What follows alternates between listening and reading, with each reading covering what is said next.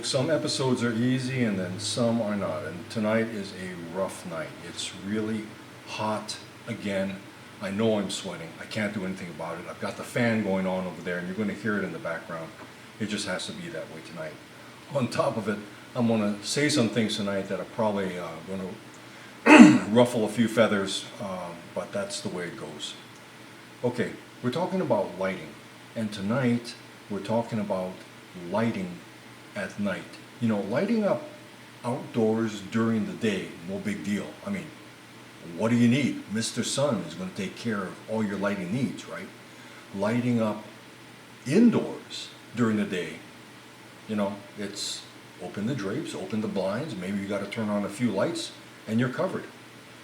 We're not going to talk about those situations because nothing I just said is anything that you didn't already know yourself, okay? However, shooting at night, well, that's a whole nother story. And that's why I've chosen to start out with this subtopic, because it really is a doozy. Your normal living room lamps and lights, well, they're probably going to prove inadequate if you try to shoot at night. And you're going to have to look for something better and something stronger. And we're going to talk about those. But that's just inside. You know, if you're going to try and shoot outside, well, that can just be plain nuts. Before we go any further, there are two aspects that we need to talk about when we're talking about filming at night, because that is a low light condition. Now, the first thing is adequate lighting. That's what we're going to talk about, right? But the second thing is a low light capable camera. And I want to talk about that first, because there's no question that a low light camera that would be good would be a DSLR camera. Why? Because the sensor is bigger and it's going to allow more light to hit the sensor, so it naturally is going to work better in low light conditions.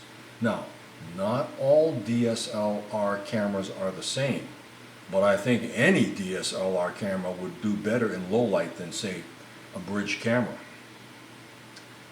But if you recall in the earlier episodes, I didn't recommend that you go out and buy a DSLR camera, did I? I said you should get a bridge camera with a zoom lens. Am I changing my mind? No, not at all. And you're going to see why in just a bit.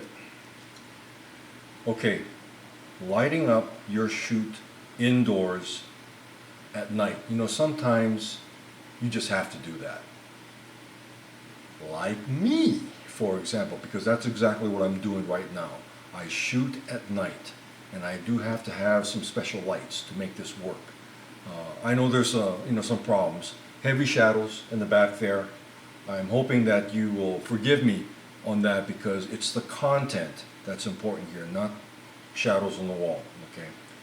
But I have to shoot at night. I live next to a highway, lots of noise during the day, impossible to shoot during the day. Gotta shoot at night. So I understand some of you may have the same predicament. Okay, all right, that's fine. When you shoot indoors at night, like I said, your normal living room lamps probably not going to be good enough. You're going to be looking for extra lights that are stronger, you know, better. And I think that you're probably going to need at least two lamps, maybe three, but definitely two extra lights that you're going to have to buy. And we'll go over those in the next episode. I don't think we're going to have time to do that in this episode. So just hang tight, okay? We're going to get to it. Now, lighting up your shoot outdoors at night. Outdoors now. Folks, I'm going to just cut to the chase right now, and I'm going to tell you, don't do it. No, just don't do it. This is very difficult to do, and it even vexes the pros. Now, I've worked on professional sets at night. I've worked on a few night scenes.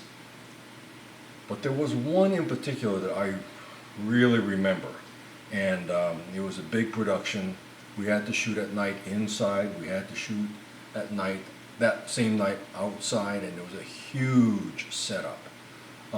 Inside the house, I recall that they made a big deal that they didn't want outside light spilling in. So they put all these black tarps all over the place to screen that light out. But they had lights inside the house hidden everywhere, to kind of light up the room.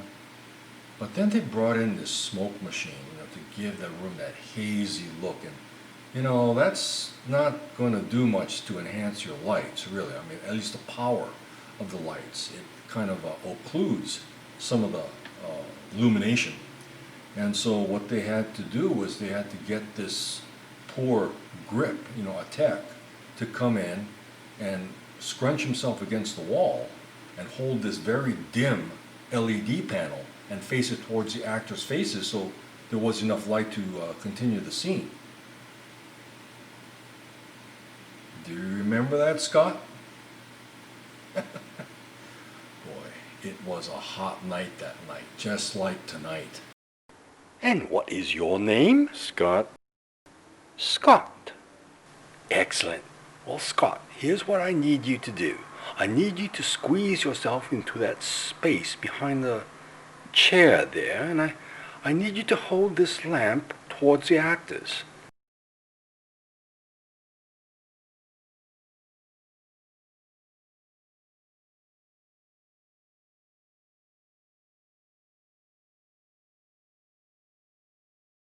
There you go. Yeah, I know. There's not much room back there, is there? But if you make your feet like a penguin, heels together, toes pointed outward.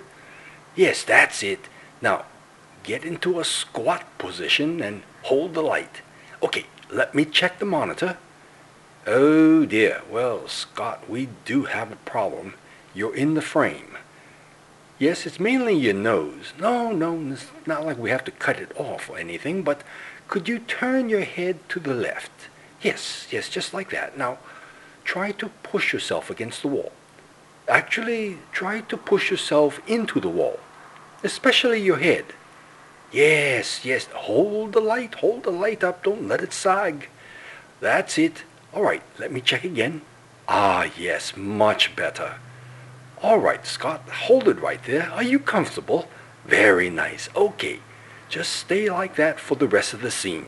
And that's just what happened on the inside.